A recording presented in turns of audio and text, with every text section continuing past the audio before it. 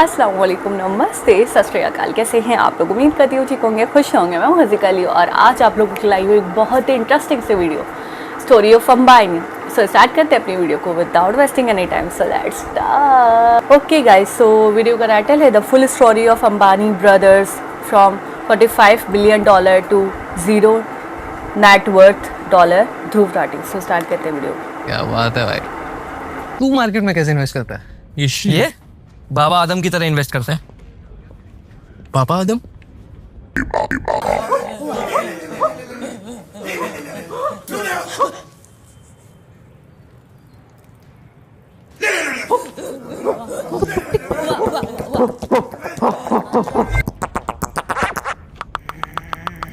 ये बाबा आदम के जमाने का तरीका हटा, अकल लगा। मेरे एसेट के स्टॉक पे आओ, जो लेटेस्ट टेक के साथ इन्वेस्टिंग को फास्ट, स्टेबल और आसान बनाता है। अकल लगाओ एंड स्टॉक पे आओ। Investments in securities markets are subject to market risks. Read all the related documents carefully before investing.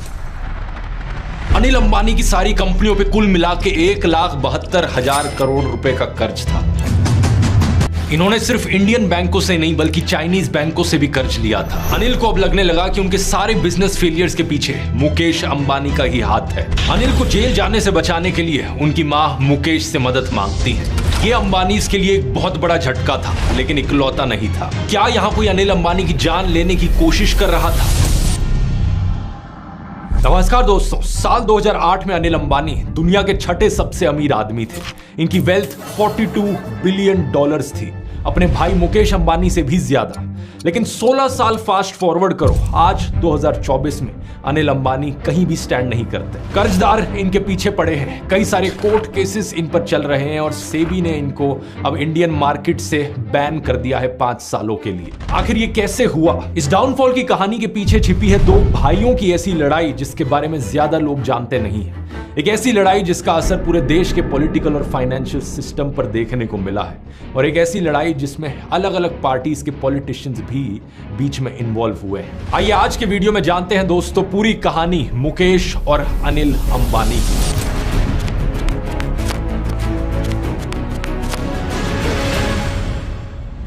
Video शुरू करने से पहले कहना चाहूंगा दोस्तों कि जो भी चीज मैं आपको इस वीडियो में बताने जा रहा हूं, हो सकता है वो आपको सुनने में बहुत शॉकिंग लगे, लेकिन एक भी चीज मेरी खुद से बनाई हुई नहीं है, मेरी अपनी राय नहीं है। एक एक लाइन, एक एक क्लेम का सोर्स किसी ना किसी पुराने न्यूज आर्टिकल से है या किताब से है। आप इन सोर्सेज को रेफर करना चाहें तो ये डिस्क्रिप्शन में आपको मिल जाएंगे वीडियो। इस कहानी की शुरुआत होती है दोस्तों इन दोनों भाइयों के पिता से, धीरू भाई अंबानी। एक वक्त पर धीरू भाई अंबानी एक गैस स्टेशन के अटेंडेंट होते थे, लेकिन 1980s तक आते आते ये इंडिया के सबसे बड़े बिजनेसमैन में से एक बन गए थे। फरवरी 1986 की बात है कि इन्हें एक स्ट्रोक हो गया और इसकी वजह से इनका राइट हैंड पैरालाइज हो गया।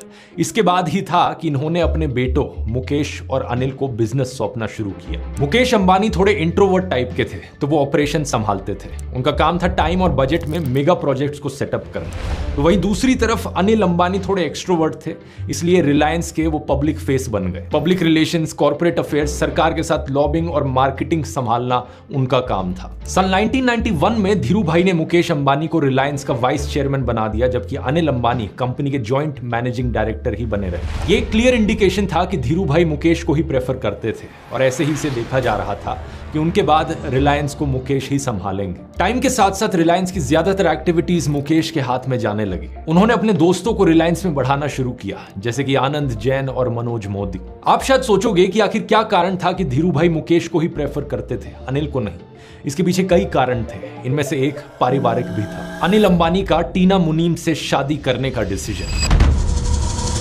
टीना मुनीम बॉलीवुड की एक ग्लैमरस सेलिब्रिटी थी अपने समय की। ये पहले मिस इंडिया बनी थी और इनकी पहली फिल्म देश परदेश बड़ी हिट हुई थी। इन्हें साल 1980s में मॉडर्न इंडियन वुमेन की तरह देखा जाता था। इनके कपड़े उस वक्त के हिसाब से रिवीलिंग माने जाते थे और ये फेमस एक्टर राजेश खन्ना के साथ लिव इन में भी रहती थी। अनिल अंबानी की इनसे मुलाकात हुई थी एक पार्टी में। दोनों एक दूसरे को पसंद करने लगे और फैसला किया अनिल ने कि वो शादी करना चाहते हैं। लेकिन एक प्रॉब्लम थी, एक सोशल हर्डल था। बात यह थी कि अंबानी फैमिली एक कंजर्वेटिव गुजराती फैमिली थी और किसी भी हालत में वो टीना को अपनी बहू के रूप में स्वीकार करने को तैयार नहीं थे। धीरू भाई अंबानी ने इस शादी का बहुत विरोध किया, इनफैक्ट इसे तोड़वाने की पूरी कोशिश करी। Gas Wars chronic capitalism and the Ambanis, इस किताब के पेज नंबर 41 पर देखिए क्या लिखा है। धीरू भाई अंबानी ने सरकार के भीतर अपने क्लाउड का इस्तेमाल किया और टीना पर ईडी की रेड पड़वा दी। कैरेवन मैगजीन में 2015 में लिखा गया यह आर्टिकल इस चीज को कंफर्म करता है कि टीना पर रेड पड़ी थी ईडी की। लेकिन अपने फादर के ऑब्जेक्शंस के बावजूद अनिल ने कहा कि वो टीना से ही शादी करेंगे। अनिल को यह भी पता चला कि ईडी की टीम ने टीना के साथ मिसबिहेव किया था। इसी के बाद ही अनिल ने धीरू भाई को धमकी दी कि अगर वो टीना को अपनी बहू के रूप में स्वीकार नहीं करेंगे तो वो फैमिली छोड़ देंगे। पूरा फिल्मी ड्रामा चल रहा था यहाँ पर। इसके बाद फैमिली और फ्रेंड्स ने इंटरवीन किया और धीरू भाई को शादी कराने के लिए राजी किया। फरवरी 1991 में इनकी शादी होती है और टीना मुनीम बन जाती हैं टीना अंबानी। दूसरी तरफ मुकेश की कहानी बिल्कुल उल्टी थी। मुकेश ने उस लड़की से शादी करी जो उनकी मां को पसंद थी। उनकी मां कोकिला बेन ने एक भरतनाट्यम डांस रिसाइटल में नीता दलाल को देखा और कुछ इस तरीके से शादी होती है मुकेश और नीता की। नीता दलाल नीता अंबानी बन जाती हैं और अब फैमिली में इन्हें असली बहू माना जाने लगता है, जबकि टीना को एक आउटसाइडर की तरह देखा जाता है। धीरू भाई और कोकिला बेन फैमिली के इंपॉर्टेंट डिसीजंस के लिए नीता पर डिपेंडेंट होते हैं और दूसरी तरफ टीना को कोई भी बड़ा रोल नहीं मिलता। ऊपर से साल 1994 में एक बड़ी इंटरेस्टिंग चीज होती है। संदीप टंडन जो एक IRS ऑफिसर थे जिन्होंने टीना के घर पर ईडी की रेड मारी थी, वो रिलायंस को एज अ कंसल्टेंट ज्वाइन कर लेते हैं। ऑब्वियस सी बात है, मुकेश के अप्रूवल से ये रिलायंस को ज्वाइन करते हैं और अनिल इससे बहुत चिढ़ जाते हैं। कहा जाता है कि मुकेश को ये लगता था कि सिर्फ वही रिलायंस को 21वीं सेंचुरी में लेकर जा सकते हैं। इसके संकेत मिलने शुरू हुए जब रिलायंस ने टेलीकॉम सेक्टर में अपनी एंट्री की। रिलायंस इंफोकॉम नाम की एक कंपनी बनाई गई और इसमें ना अनिल और ना ही अनिल के किसी आदमी को कोई मेजर रोल दिया गया इस कंपनी में। इस रिलायंस इंफोकॉम कंपनी की मालिक एक और कंपनी थी जिसका नाम था रिलायंस कम्युनिकेशन इंफ्रास्ट्रक्चर लिमिटेड, और इस कंपनी का 50.55% शेयर मुकेश और नीता अंबानी होल्ड कर रहे थे और 45% शेयर RIL होल्ड कर रही थी। RIL रिलायंस की मेन कंपनी थी और इस मेन कंपनी के भी चेयरमैन और मैनेजिंग डायरेक्टर मुकेश अंबानी खुद थे और टॉप पोजीशंस पर बैठे थे मनोज मोदी, आनंद जैन और भरत गोयनका जैसे लोग जिन्हें मुकेश का लॉयलिस्ट माना जाता था। अनिल अंबानी को यह क्लियर साइन लगा कि मुकेश उन्हें साइडलाइन कर रहे हैं और मुकेश उनको बराबर का पार्टनर नहीं मानते हैं। इसके साथ साथ अनिल को यह भी लगता था कि जो कंपनी में उनका रोल है पॉलिटिशियंस, ब्यूरोक्रेट्स और मीडिया को मैनेज करना, उसको अप्रिशिएट नहीं किया जा रहा था। अनिल अंबानी रिलायंस की ग्रोथ के लिए ग्लोबल फंड मैनेजर्स को भी सेट करते थे, लेकिन वो नाराज थे कि उनसे ज्यादा इंपॉर्टेंस मुकेश अंबानी अपने लॉयलिस्ट्स को दे रहे थे। धीरू भाई अंबानी के जिंदा रहते हुए भी साल 1999 तक दोनों भाइयों के बीच ये बड़ी दरार आ चुकी थी। रिलायंस ग्रुप दो अलग अलग फैक्शंस में बंटने लग गया था, एक प्रो मुकेश ग्रुप और एक प्रो अनिल ग्रुप। धीरू भाई को भी पता था कि उनके दोनों बेटों में नहीं बन रही है, लेकिन बिजनेस को डिवाइड करने की बजाय उन्होंने एक दूसरा रूट लिया। मार्च 2002 में उन्होंने अपनी रिलायंस कंपनियों का एक मेगा मर्जर अनाउंस किया। इसमें इन्होंने रिलायंस इंडिया लिमिटेड के साथ रिलायंस पेट्रोलियम को मर्ज कर दिया। यह करने के पीछे कहा जाता है कि इनकी ये सोच रही थी कि रिलायंस ग्रुप में बंटवारा अब इम्पॉसिबल हो जाएगा और दोनों भाइयों को एक साथ मिलकर काम करना ही पड़ेगा, लेकिन ऐसा होता नहीं है। 6 जुलाई साल 2002 धीरू भाई अंबानी का देहांत होता है। इसके बाद मुकेश अंबानी के पास रिलायंस का कंट्रोल आ जाता है और Anil Ambani second in command बन जाते हैं। लेकिन इसके कुछ ही महीनों बाद दोनों भाइयों के बीच में टेंशन्स और बढ़ने लगती हैं। अनिल अंबानी को लगता है कि मुकेश RIL का इस्तेमाल कर रहे हैं अपने टेलीकॉम वेंचर को फाइनेंस करने के लिए और उससे खुद को और अपने दोस्तों को पर्सनल फायदा पहुंचाने के लिए। इसके अलावा नीता अंबानी का रोल भी रिलायंस इंफोकॉम में बढ़ रहा था। वो अब रिलायंस इंफोकॉम की एडवर्टाइजिंग और ब्रांडिंग संभाल रही थी। अनिल अंबानी को यह सब स्वीकार नहीं था। अनिल अंबानी इसका विरोध करने लगे। इसके 3 महीने बाद जुलाई 2004 में रिलायंस बोर्ड ने अनिल अंबानी की फाइनेंशियल पावर्स घटा दी और मुकेश अंबानी को फुल फाइनेंशियल पावर्स दे दी। इसके साथ साथ एक और प्रस्ताव पास हुआ कि वाइस चेयरमैन को चेयरमैन के अंडर काम करना होगा। अनिल को इससे समझ आने लगा कि मुकेश अब उनको पूरी तरीके से साइडलाइन करना चाह रहे हैं। धीरू भाई के देहांत के बाद अनिल चाहते थे कि उनकी मां कोकिला बेन रिलायंस की चेयरमैन बने, लेकिन मुकेश ने इसे यह कहकर नकार दिया कि इंटरनेशनल इन्वेस्टर्स में गलत मैसेज जाएगा। अब मुकेश अंबानी के पर्सपेक्टिव से अगर चीजों को देखा जाए तो इन पुराने आर्टिकल्स को देखिए। उन्हें यह लग रहा था कि अनिल बिजनेस के बारे में सीरियस नहीं है। इसका कारण था था अनिल की समाजवादी पार्टी के मुलायम सिंह यादव और अमर सिंह के साथ नजदीकियां। मुकेश इससे काफी अनकंफर्टेबल थे। धीरू भाई अंबानी भी नेताओं के साथ नजदीकियां रखते थे, जैसे कि इंदिरा गांधी के साथ, लेकिन वो सभी नेताओं के साथ बनाकर चलते थे, किसी एक पॉलिटिशियन को ज्यादा फेवर नहीं करते थे। लेकिन अनिल अंबानी समाजवादी पार्टी से ज्यादा ही नजदीक आ रहे थे। जून 2004 में उत्तर प्रदेश से एक इंडिपेंडेंट कैंडिडेट के रूप में राज्यसभा के लिए नॉमिनेशन फाइल किया जाता है अनिल अंबानी के द्वारा, और अमर सिंह और मुलायम सिंह यादव की मदद से वो जीत भी जाते हैं। इसका कारण था कि कांग्रेस की सरकार उस वक्त सेंटर में नई नई चुनकर आई थी और समाजवादी पार्टी उस वक्त कांग्रेस की मेन राइवल्स में से एक थी। आज की तरह नहीं, आज दोनों ही एक दूसरे की एलाइज हैं, लेकिन उस वक्त काफी ऑपोजिशन में रहती थी ये दोनों पार्टीज एक दूसरे की। मुकेश अंबानी को लगा कि ये रिलायंस के बिजनेस इंटरेस्ट के लिए अच्छा नहीं है कि एक ऑपोजिशन पार्टी के साथ अनिल अंबानी इतने नजदीक हो रहे हैं, तो ये कांग्रेस पार्टी को पसंद नहीं आएगा। इसके अलावा जब अनिल अंबानी ने राज्यसभा के लिए अपना फॉर्म भरा था तो उनको अपनी और अपनी पत्नी की वेल्थ डिक्लेयर करनी पड़ी, और मुकेश इस चीज से भी नाखुश थे कि अब पब्लिकली सबको पता था इनके पास कितना पैसा है। एक तीसरा कारण भी था यहाँ पर, मुकेश अनिल के पावर जनरेशन प्रोजेक्ट से बड़े नाखुश थे। अनिल अंबानी ने उत्तर प्रदेश के दादरी में gas based electricity power plant शुरू करने की घोषणा करी थी। इसके लिए उन्होंने कहा था जो गैस आएगी वो कृष्ण गोदावरी बेसिन में जो गैस डिस्कवरीज हुई हैं वहां से आएगी। मुकेश का यह मानना था कि अनिल ने इस प्रोजेक्ट को रिलायंस पर थोपा है, और यह प्रोजेक्ट सिर्फ इसलिए हो रहा है क्योंकि अनिल अमर सिंह और मुलायम सिंह यादव को खुश करना चाहते हैं। लेट 2004 इस पॉइंट तक आते आते दोनों भाइयों के बीच में जो रिश्ते थे वो ब्रेकिंग पॉइंट तक पहुंच चुके थे। टाइम्स ऑफ इंडिया ने एक फ्रंट पेज रिपोर्ट में कहा कि एक बड़े बिजनेस ग्रुप के दो भाइयों के बीच में दरार आ गई है। उस वक्त ज्यादातर अखबारों में हिम्मत होती थी डेयरिंग खबरें छापने की, आज की तरह नहीं जब सारे गोदी मीडिया बने बैठे हैं। लेकिन इसके बाद 18 नवंबर 2004 को दो मजेदार चीजें हुई। इस दिन CNBC TV 18 के एक बिजनेस सेमिनार में मुकेश अंबानी गए थे और वहां पर माइक्रोसॉफ्ट के CEO स्टीव बॉलमर आए हुए थे। स्टीव असल में मुकेश के दोस्त और क्लासमेट रहे थे। ये दोनों स्टैनफोर्ड बिजनेस स्कूल में साथ में पढ़ाई करते थे। अब हुआ क्या कि इन्होंने अपनी स्पीच में एक ऐसी चीज कह दी जो बड़ी ही शॉकिंग थी। इन्होंने कहा कि स्टैनफोर्ड बिजनेस स्कूल के उनके बैच में सिर्फ 2 लोग ही थे जिन्होंने पहले ही साल में ड्रॉप आउट कर लिया था। एक वो खुद थे और दूसरे मुकेश अंबानी थे। इसे सुनकर ऑडियंस शॉक्ड रह गई, क्योंकि सालों तक दुनिया को यही लगता था कि मुकेश अंबानी ने स्टैनफोर्ड से अपनी MBA कंप्लीट करी है। रिलायंस के ऑफिशियल डॉक्यूमेंट्स में भी यही कहा गया था। तो ये स्पीच सुनकर मुकेश इस बात से काफी अपसेट हुए और कुछ ही देर में वो वहां से चले गए। लेकिन जाने से पहले उन्होंने एक और बम फोड़ दिया। उन्होंने कहा कि रिलायंस ग्रुप में ओनरशिप इश्यूज चल रहे थे, लेकिन वो प्राइवेट डोमेन में। अब कोई भी इस बात को लेकर श्योर नहीं था कि ऐसी चीज पब्लिकली क्यों कही जाएगी। अभी तक 2 भाइयों की ये लड़ाई पब्लिक नहीं हुई थी। कुछ दिनों बाद मुकेश अपनी बात से पलट गए और कहा कि रिलायंस में कोई ओनरशिप इश्यूज नहीं है और धीरू भाई ने अपने सामने सारे इश्यूज सॉल्व कर दिए थे। लेकिन तब तक बहुत देर हो चुकी थी, मीडिया में बात फैल चुकी थी।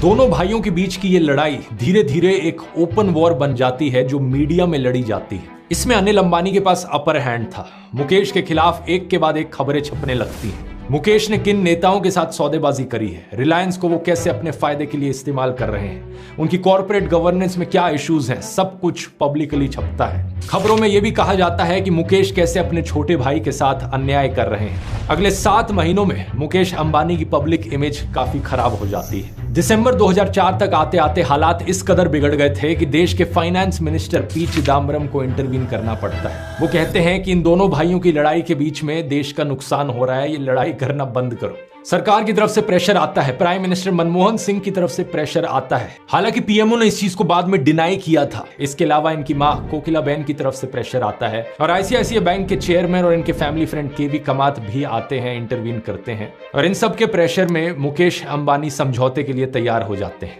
जून 2005 में अपेरेंटली दोनों भाई अपना झगड़ा सुलझा लेते हैं और दोनों भाइयों के बीच में एक एग्रीमेंट साइन किया जाता है। इस एग्रीमेंट के तहत मुकेश को फ्लैगशिप कंपनीज जैसे RIL और इंडियन पेट्रोकेमिकल्स कॉर्पोरेशन लिमिटेड मिलेगी। इस वाली कंपनी को 2002 में अटल बिहारी वाजपेयी की सरकार ने रिलायंस को बेच दिया था। वहीं दूसरी तरफ अनिल अंबानी को मिलेगी रिलायंस इन्फोकॉम, रिलायंस एनर्जी और रिलायंस कैपिटल। दोनों भाई साथ में 10 साल के लिए एक नॉन कम्पीट एग्रीमेंट भी साइन करते हैं कि अगर किसी भाई की एक कंपनी किसी सेक्टर में है तो दूसरा भाई उसके कंपटीशन में अपनी कंपनी नहीं बनाएगा, कम से कम 10 साल के लिए। इस समझौते के तहत मोटे मोटे तौर पर मुकेश अंबानी को रिलायंस ग्रुप के लगभग 60 से 70% एसेट्स मिल जाते हैं और अनिल अंबानी को 30 से 40% एसेट्स। इसी के बाद 2007 तक आते आते अनिल अंबानी की नेटवर्थ 3 गुना बढ़ चुकी थी, $45 बिलियन, और मुकेश अंबानी की नेटवर्थ थी $49 बिलियन।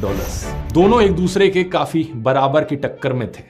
अब सब लोगों को लग रहा था कि दोनों भाइयों के बीच झगड़ा परमानेंटली खत्म हो चुका है, लेकिन ऐसा था नहीं। मुकेश अंबानी काफी नाराज थे कि रिलायंस इंफोकॉम अनिल के पास कैसे चला गया। वो उनका ड्रीम प्रोजेक्ट था। वो इंतजार करते रहे सही मौके का। इन्हें ये मौका मिला जनवरी 2008 में, जब अनिल अंबानी रिलायंस पावर का आईपीओ लेकर आए। Anil Ambani's Reliance Power will be the country's largest IPO. The price band is expected to be anywhere between 400 to 450 rupees. Dadri वाला पावर प्रोजेक्ट जो इन्होंने अनाउंस किया था, उसके लिए ही इन्होंने ये रिलायंस पावर बनाई थी। अनिल अंबानी ने इस आईपीओ में 12,000 करोड़ रुपए इकट्ठे किए थे। जिस दिन ये आईपीओ लॉन्च हुआ, उस दिन ये इंडिया की सबसे बड़ी कंपनी थी। Day one of Reliance Power IPO had a rush never seen before. लेकिन इसके अगले ही दिन इस कंपनी के शेयर्स मार्केट में डंप होने लगे। It came, it listed, and it tumbled. The much hyped Reliance Power IPO today failed to ignite the markets.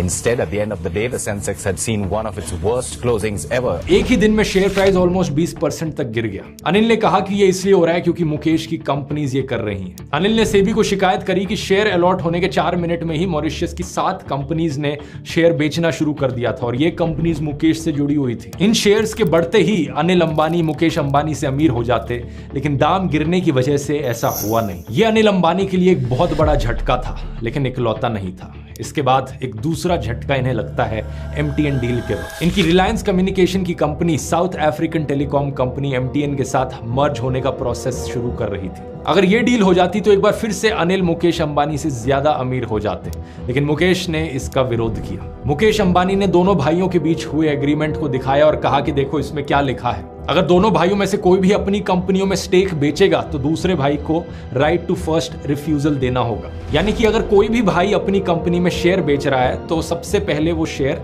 दूसरे भाई को ऑफर करने होंगे, और अगर वो नहीं खरीदता तभी ये शेयर किसी और को ऑफर किए जा सकते हैं। अनिल अंबानी ने इस एग्रीमेंट को बाईपास करने की कोशिश करी, ये सोचकर कि क्यों ना उस साउथ अफ्रीकन MTN कंपनी में मैं खुद ही डायरेक्टली शेयर खरीद लूं। 51% शेयर इन्होंने खरीदने की कोशिश की, लेकिन तब तक ये जो MTN कंपनी थी, इसने इस लड़ाई को होते हुए देखा और सोचा कि इन दोनों भाइयों के झगड़े के बीच में ये ना फंस जाए इस डील में, तो पीछे हट गए डील से। ये तो सीधी सीधी लड़ाइयां थी, लेकिन इसके अलावा अनिल अंबानी ने कहा कि मुकेश उन्हें नुकसान पहुंचाने के लिए पॉलिटिकल प्रेशर भी लगा रहे हैं। अनिल की कंपनी ने दिल्ली और मुंबई एयरपोर्ट के प्राइवेटाइजेशन बिड में पार्ट लिया था और वो हाईएस्ट बिडर थी, लेकिन आखिर में सरकार ने डिसाइड किया कि ये जो कंपनी बिड कर रही है उनका कॉन्फ्लिक्ट ऑफ इंटरेस्ट है और इसलिए ये कॉन्ट्रैक्ट सेकंड हाईएस्ट बिडर को दे दिया। कहा जाता है कि इसके पीछे मुकेश अंबानी थे। ऐसा ही कुछ कोल बेस्ड मीथेन एक्सट्रैक्ट करने के कॉन्ट्रैक्ट्स के साथ हुआ और अनिल को अब लगने लगा कि उनके सारे बिजनेस फेलियर्स के पीछे मुकेश का ही हाथ है। और हैरानी की बात पता है क्या दोस्तों, अभी तक इन दोनों भाइयों के बीच सबसे बड़ी लड़ाई होनी बाकी थी, द गैस वॉर्स, जो मुकेश और अनिल के बीच में 2005 में सेटलमेंट हुआ था। उसमें गैस एक्सप्लोरेशन और एक्सट्रैक्शन बिजनेस मुकेश के पास आया था और पावर जनरेशन बिजनेस अनिल के पास। इस गैस वॉर्स किताब का मैंने इस वीडियो में बहुत बार रेफरेंस लिया है। ये एक ऐसी किताब है जो लीगल ट्रबल में आ गई थी, लेकिन कोई केस इसके खिलाफ नहीं हुआ था। ये आज के दिन भी पब्लिकेशन में है, जिससे साबित होता है कि जो भी इसमें लिखा गया है उसे कोई गलत साबित कर नहीं पाया है। अगर आप इस किताब को खरीदना चाहें, इसका लिंक नीचे डिस्क्रिप्शन में मिल जाएगा और डिटेल में और गहराई से आप इस पूरी सिचुएशन को समझ पाएंगे। अब बात कुछ ऐसी है कि अगर अनिल अंबानी को अपना पावर प्लांट खोलना है गैस का, तो उसके लिए गैस की जरूरत होगी और गैस एक्सप्लोरेशन और एक्सट्रैक्शन का बिजनेस मुकेश के पास। पावर जनरेशन बिजनेस नया था और अनिल यूपी के दादरी में पावर प्लांट लगा रहे थे, इसके लिए गैस की जरूरत थी। और जब एग्रीमेंट हुआ तब मुकेश ने कहा कि वो अनिल को $2.34 प्राइस पर million British thermal units gas supply करेंगे और हर रोज 17 साल तक 28 मिलियन स्टैंडर्ड क्यूबिक मीटर से डे गैस सप्लाई की जाएगी। लेकिन इसके थोड़े ही दिन बाद दोनों भाइयों में इस बात पर झगड़ा शुरू हो गया कि क्या मुकेश की कंपनी अनिल की कंपनी को सेट प्राइस पर गैस प्रोवाइड करेगी। मुकेश की कंपनी ने ministry of petroleum and natural gas के पास $2.34 के प्राइस को अप्रूव करने के लिए अप्लाई किया, तो मिनिस्ट्री ने यह कहकर मना कर दिया कि नेचुरल रिसोर्सेज पर सरकार प्राइस तय करेगी। उस वक्त मुरली देवड़ा पेट्रोलियम मिनिस्टर थे और धीरूभाई अंबानी के करीबी थे। अनिल ने कहा कि ये मुकेश को फायदा पहुंचाने के लिए किया जा रहा है। सरकार कह रही है कि वो खुद प्राइस डिसाइड करेगी, लेकिन वो ज्यादा प्राइस डिसाइड करेगी ताकि फाइनली अनिल को ज्यादा पैसे पे करने पड़े गैस के लिए मुकेश को। इस बात पर दोनों भाइयों के बीच में कानूनी लड़ाई शुरू हो गई और सरकार भी इसमें कूद गई। सितंबर 2007 में एक एम्पावर्ड ग्रुप ऑफ मिनिस्टर्स जिसको प्रणब मुखर्जी हेड कर रहे थे, उसने RIL का गैस प्राइस $4.21 पर अप्रूव किया। यह ऑलमोस्ट डबल प्राइस था जो अनिल पे करते हैं। तो अनिल अंबानी कोर्ट चले गए। 2009 में बॉम्बे हाई कोर्ट ने फैसला सुनाया और यह फैसला आता है अनिल अंबानी के पक्ष में। बॉम्बे हाई कोर्ट कहता है कि मुकेश अंबानी को अपना फैमिली एग्रीमेंट ऑनर करना चाहिए और $2.34 के प्राइस पर ही गैस को बेचना चाहिए। इसके बाद 4 जुलाई को मुकेश अंबानी की कंपनी बॉम्बे हाई कोर्ट की जजमेंट के खिलाफ सुप्रीम कोर्ट में पिटीशन फाइल कर देती है। सुप्रीम कोर्ट में इसकी सुनवाई 20 जुलाई को होनी थी, लेकिन 18 जुलाई को ही सरकार ने इसमें पिटीशन फाइल की और कहा कि नेचुरल गैस एक नेशनल प्रॉपर्टी है और इन दोनों को गैस के प्राइसेस तय करने का कोई अधिकार नहीं है, इसलिए ये कॉन्ट्रैक्ट इनवैलिड है। अनिल अंबानी आरोप लगा रहे थे कि ये यूपीए की सरकार मुकेश अंबानी के फेवर में एक्ट कर रही है और स्पेशली ये पेट्रोलियम मंत्रालय एक ऐसे पॉलिटिशियन जो धीरू भाई के काफी करीब रहे थे। अनिल ने कहा कि सरकार ONGC जैसी कंपनियों का नुकसान कराकर मुकेश को फायदा पहुंचा रही है। अनिल की कंपनीज ने अखबारों में फ्रंट पेज एड्स देनी शुरू कर दी। इन एड्स में लिखा गया सरकार और पेट्रोलियम मिनिस्ट्री मुकेश को फायदा पहुंचा रही है और इससे सरकारी खजाने को नुकसान हो रहा है। विज्ञापन में आरोप लगाया गया है कि सरकार अपनी ही कंपनी NTPC को रिलायंस इंडस्ट्रीज से 80% ज्यादा भाव पर गैस खरीदने को कह रही है।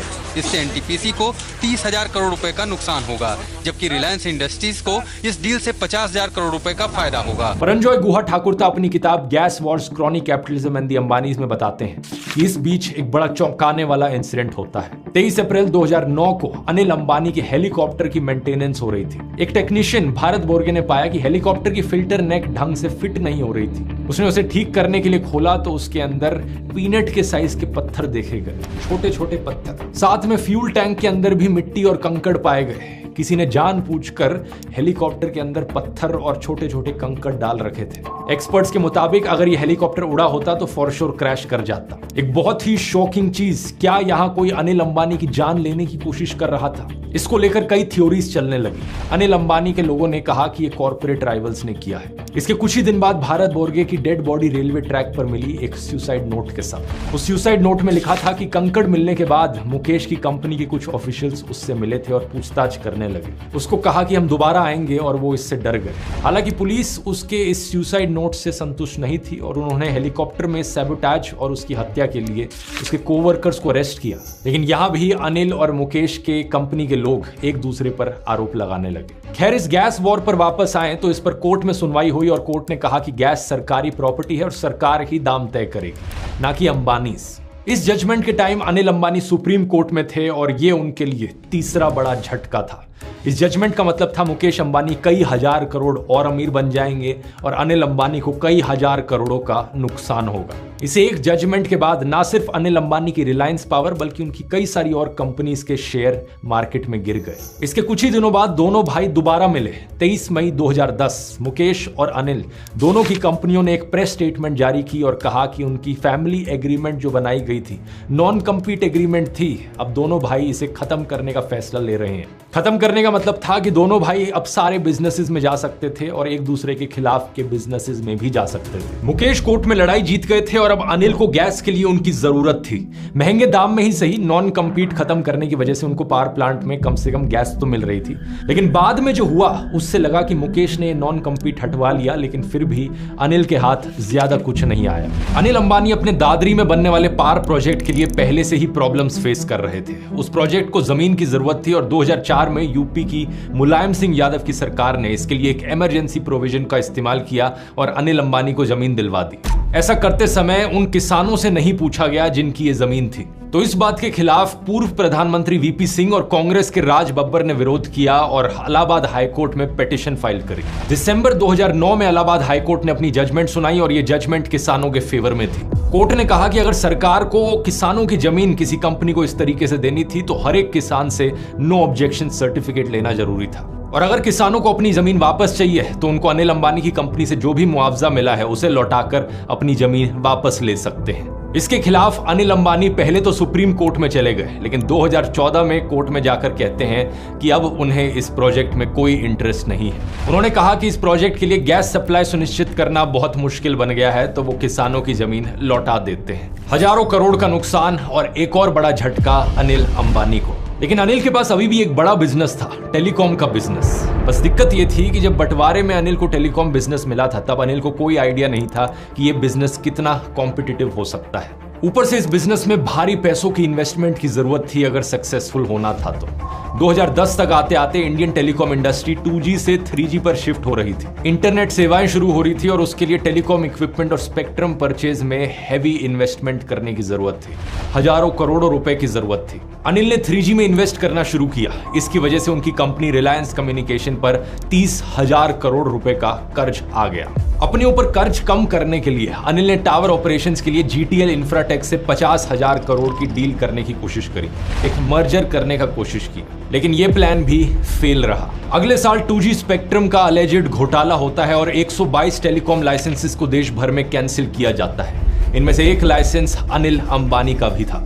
CBI अनिल अंबानी से स्वान टेलीकॉम को प्रमोट करने में उनके रोल के बारे में पूछताछ करती है। Anil Ambani's role in the share of Swan was being probed. The CBI said that Anil Ambani sold Swan shares to Delphi at throwaway prices. लेकिन इसके बाद भी अनिल अंबानी 3G में इन्वेस्ट करते रहते हैं। मुकेश अंबानी दूसरी तरफ अपना 4G नेटवर्क जियो लाने की तैयारी शुरू कर रहे थे। अब यहां पर एक इंटरेस्टिंग बात यह है दोस्तों कि रिलायंस के मोबाइल बिजनेस में सबसे बड़ी गड़बड़ मुकेश अंबानी ने करी थी, लेकिन वो गड़बड़ भारी पड़ी अनिल अंबानी को। बात कुछ ऐसी है कि जब साल 2002 में मुकेश अंबानी ने इस बिजनेस को शुरू किया था तो दो तरीके के सिम कार्ड्स होते थे, एक GSM सिम कार्ड और एक CDMA सिम कार्ड। मुकेश ने रिलायंस के लिए CDMA चूज किया, लेकिन जो दूसरी कंपनीज थी उस वक्त एयरटेल, हच जैसी, उन्होंने GSM चूज की।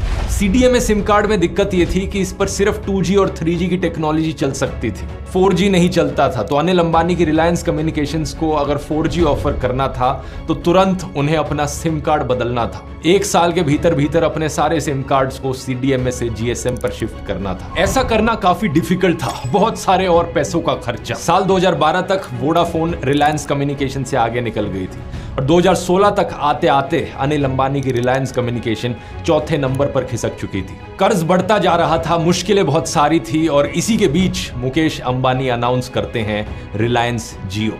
This morning I start with the newest and the youngest member of the Reliance family, Jio.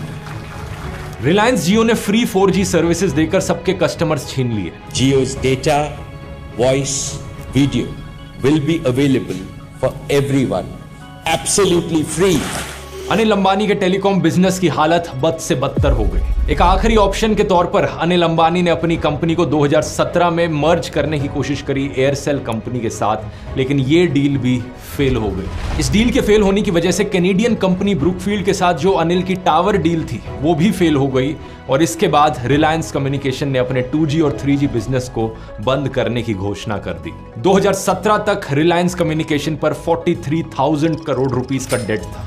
कुछ कर्ज कम करने के लिए इन्होंने अपने टावर और फाइबर बिजनेस को बेचने की कोशिश करी 30,000 करोड़ रुपए की डील में टिलमैन और TPG को, लेकिन ये डील भी फेल हो गई। जब और कोई ऑप्शन नहीं बचा तो अनिल अंबानी अपने भाई मुकेश अंबानी के पास जाते हैं। अपनी रिलायंस कम्युनिकेशन के wireless spectrum, tower, fibre, media convergence nodes सबको बेचने की कोशिश करते हैं रिलायंस जियो को, लेकिन मुकेश अंबानी ने इस कर्ज की गारंटी लेने से मना कर दिया और इस वजह से ये डील भी नहीं हो पाई। 2018 तक आते आते अनिल अंबानी ने रेगुलरली कोर्ट के चक्कर लगाने शुरू कर दिए थे क्योंकि उन पर कर्ज इतना बढ़ चुका था, कर्जदार उनके पीछे पड़े थे। एरिक्सन कंपनी ने अनिल पर डिफॉल्ट का इल्जाम लगाया और 2018 में एरिक्सन सुप्रीम कोर्ट चला गया। सुप्रीम कोर्ट ने अनिल अंबानी को कहा कि 30 सितंबर 2018 तक एरिक्सन के 550 करोड़ रुपए वापस करो, लेकिन अनिल अंबानी ये पैसे भी वापस नहीं कर पाए और एरिक्सन ने सुप्रीम कोर्ट में कंटेम्प्ट पिटीशन फाइल कर दी। कोर्ट ने कहा कि अगर मार्च 2019 तक अनिल एरिक्सन को ये पैसे नहीं दे पाएंगे तो कंटेम्प्ट ऑफ कोर्ट की वजह से उन्हें जेल जाना पड़ेगा। ब्लूमबर्ग की इस रिपोर्ट के मुताबिक अनिल अंबानी को जेल जाने से बचाने के लिए उनकी मां मुकेश अंबानी से मदद मांगती है।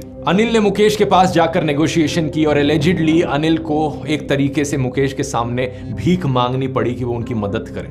आखिर में मुकेश उनकी मदद करते हैं। एरिक्सन को पेंडिंग पैसे देकर मुकेश अंबानी अनिल अंबानी को जेल जाने से बचा लेते हैं। 25 सितंबर 2019 को नेशनल कंपनी लॉ ट्रिब्यूनल ने रिलायंस कम्युनिकेशन को इंसॉल्वेंट घोषित कर दिया और कर्ज चुकाने के लिए कंपनी के एसेट्स को बेचना शुरू कर दिया। आखिर क्या कारण था अनिल अंबानी की डाउनफॉल के पीछे? ऐसा नहीं है कि रिलायंस कम्युनिकेशन इकलौती दिक्कत थी अनिल अंबानी की। इनकी दिक्कतें 2014 में ही शुरू हो गई थी, जब इनकी कंपनियों पर कर्ज बढ़ने लगा था। 2018 तक आते आते इनकी सारी कंपनियों पर कुल मिला के 1,72,000 करोड़ रुपए का कर्ज था।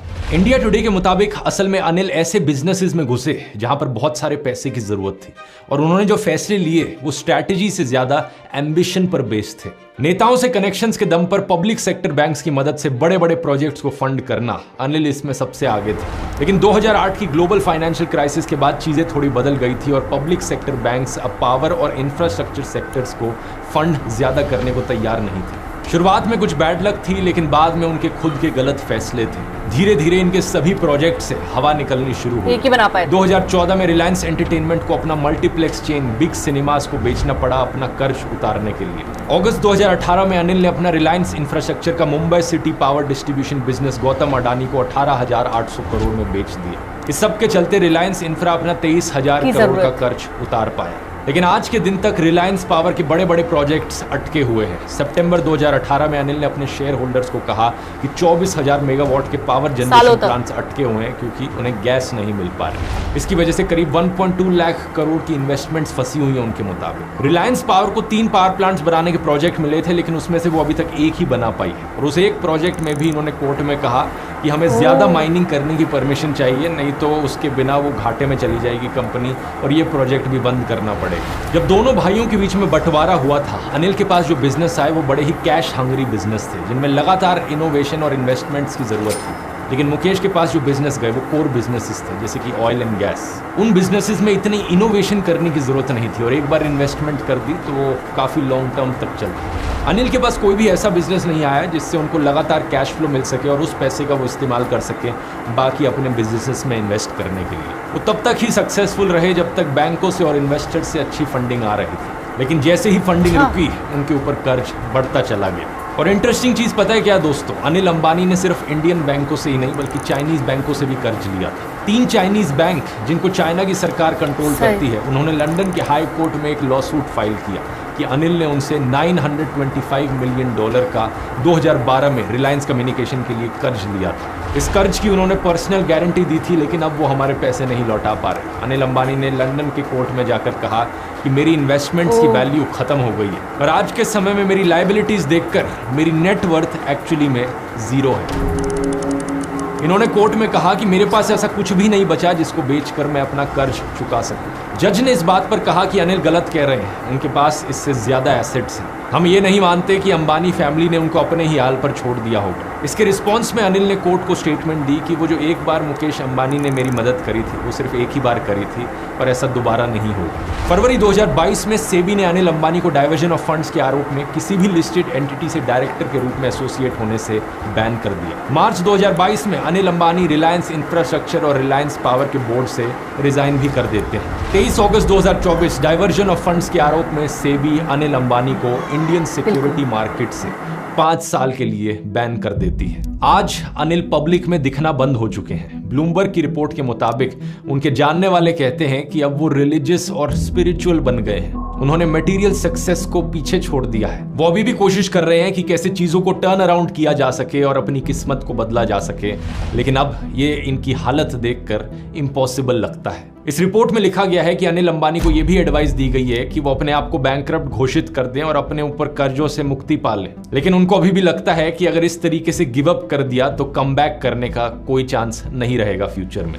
इस वीडियो से दोस्तों आपको क्या सीख मिलती है, नीचे कमेंट्स में लिखकर बताओ। मेरी राय में एक चीज बड़ी साफ है यहाँ पर, चाहे आपके पास कितना ही पैसा क्यों ना हो, चाहे आप दुनिया के सबसे अमीर आदमी ही क्यों ना हो, वो पैसा आपके लिए परिवार नहीं बना सकता। पैसा आपकी ईगो और आपके घमंड को कंट्रोल भी नहीं कर सकता। इसकी बात मैंने इस वाले वीडियो में भी करी थी। सोच कर देखो, अगर ये दोनों भाई एक दूसरे से लड़ने की जगह साथ में मिलकर रहते और काम करते तो इनकी जिंदगी कितनी अलग होती। शायद सही कहा जाता है, एक आदमी अगर दिल से गरीब हो तो दुनिया की सारी दौलत भी कम पड़ जाती है।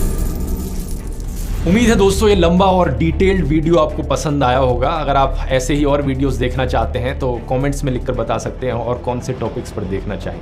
एक सिमिलर वीडियो इससे पहले मैंने बनाया है टाटा फैमिली के ऊपर, जिनकी कहानी काफ़ी अलग है अंबानी फैमिली के कंपैरिजन में। यहाँ क्लिक करके उस वीडियो को आप देख सकते हैं। बहुत बहुत धन्यवाद। ओह माय गॉड, मतलब वाकई इतनी नॉलेज शायद ही किसी वीडियो में होगी अंबानी के हवाले से जितनी इस वीडियो में थे और उन्होंने कहा भी, मैंने बहुत सारी बुक्स का मुताला किया है, बहुत सारे आर्टिकल्स का मुताला किया है। अगर आप चाहें, आपको यकीन ना आए तो आप जाके उनके रेफरेंसेस मैं दे दूँगा, आप जाके वो रीड आउट कर सकते हो।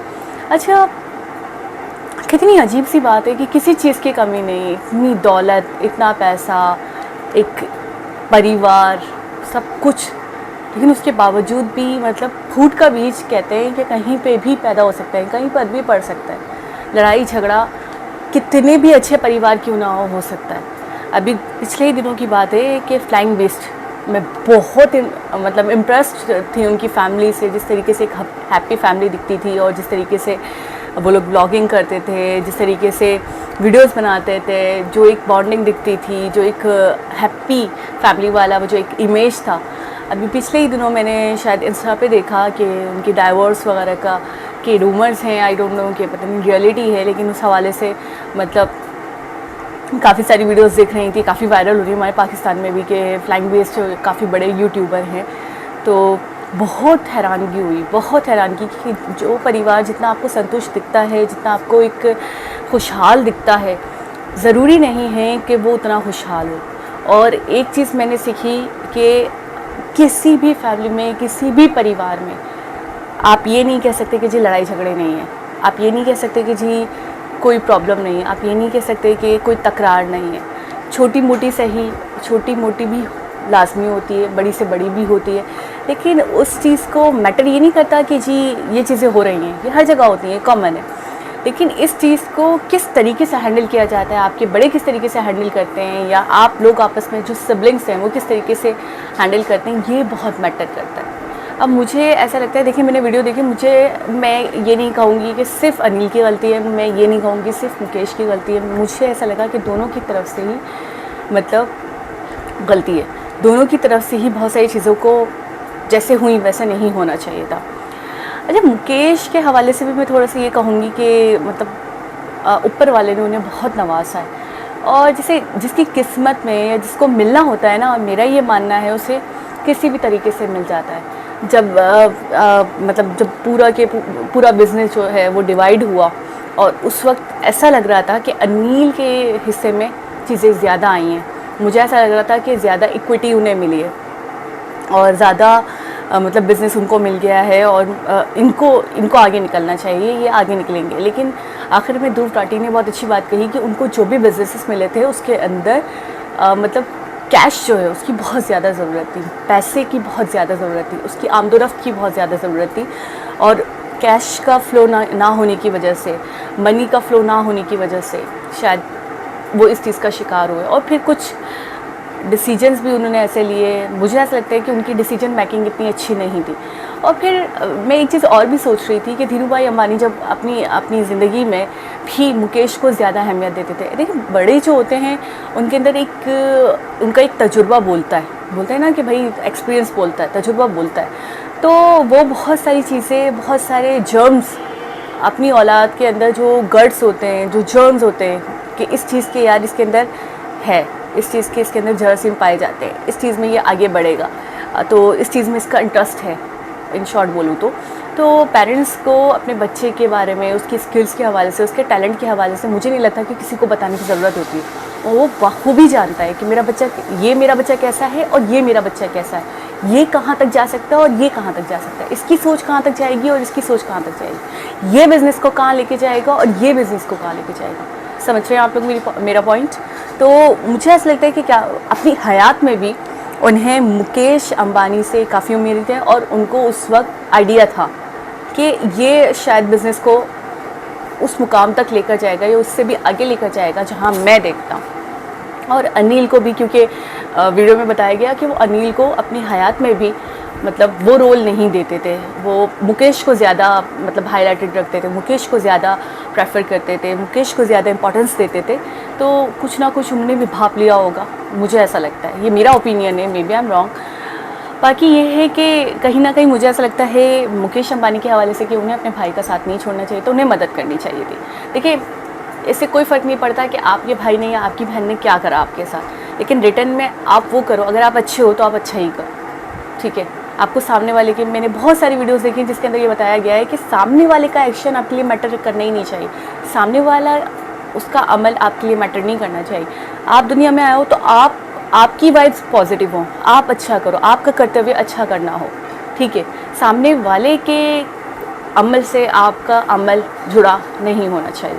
तो मुझे ऐसा लगता है कि जब वो इतना ज़्यादा बैंकरप्ट हो गए थे, इस तरीके से मतलब इतने बुरे हालात का शिकार हुए थे, तो कहीं ना कहीं भाई को हाथ बढ़ाना चाहिए था, उठाना चाहिए था, मदद करनी चाहिए थी। सारी चीज़ें एक होता है ना पीछे छोड़ के बस ये सोचना चाहिए था कि ये मेरा भाई है, इसकी मदद करना मेरा अव्वलीन फ़र्ज़ है, मेरी अव्वलीन तरजीह होनी चाहिए। तो बहुत ही आप यकीन करें वीडियो के दौरान मेरे मतलब जिस तरीके से वो स्टोरी सुना रही थी, तो ध्रुव राठी का स्टाइल, ओ माय गॉड, ऐसा है कि मतलब बंद जाए बंदा। 1 मिनट को मेरा दिल ये नहीं कर रहा था कि मैं पलक तक झपकाऊँ, और वाकई मेरे रोंगटे खड़े हो रहे थे सुनकर एक स्टोरी इस तरीके से इस वे में सुना रहे थे वो, कि जैसे आप बीती लग रही थी। तो बहुत ही इंटरेस्टिंग, बहुत ही बढ़िया, बहुत अच्छा लगता है ऐसे इन्फॉर्मेटिव वीडियोस देखकर, और वाकई सबक भी मिलता है। सबक ये मिलता है कि कभी भी वाकई दौलत के नशे में चूर नहीं होना चाहिए। और एक बात हमारे बड़े बूढ़े कहते हैं कि भाई दौलत एक ऐसी चीज़ है, आज मेरे पास है कल किसी के पास है, ठीक है ना। तो इसके ऊपर इतराना, इसके ऊपर गरूर करना, तकब्बुर करना, ये बहुत गलत बात है। इंसान को बिल्कुल वैसे ही रहना चाहिए जैसे पैसा आने से पहले होता है इंसान, बिल्कुल पैसा आने के बाद भी वैसे ही रहना चाहिए। उसके बिहेवियर में, उसके अखलाक में, उसके एटीट्यूड में फ़र्क नहीं आना चाहिए। ये बहुत बड़ी चीज़ है। तो एक बहुत ही इन्फॉर्मेटिव वीडियो, दोबारा किसी और वीडियो के साथ आपसे मुलाकात होगी। जब तक अपना बहुत सारा ख्याल रखें। अल्लाह हाफ़िज़।